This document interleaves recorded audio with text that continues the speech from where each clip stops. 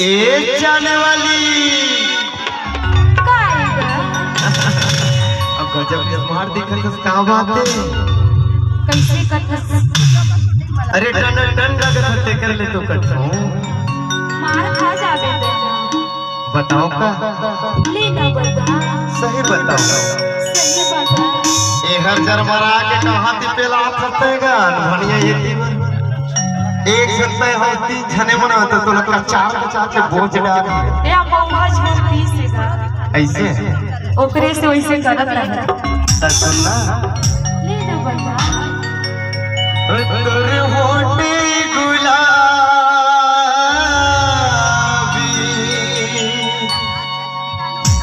और तोरे नैना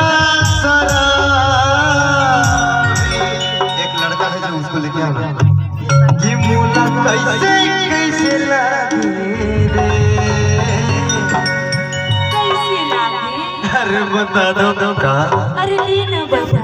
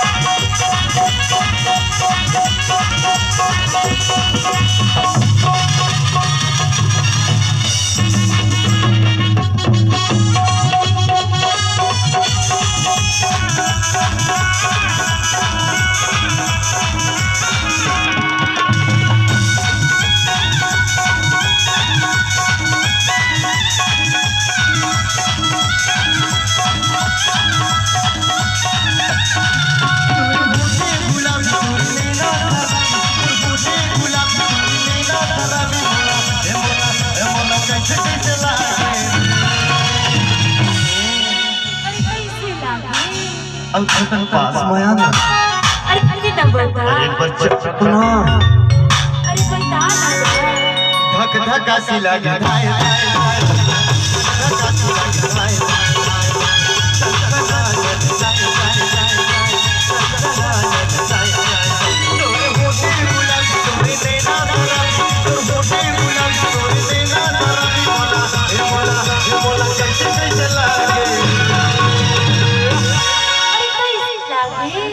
सनसनानन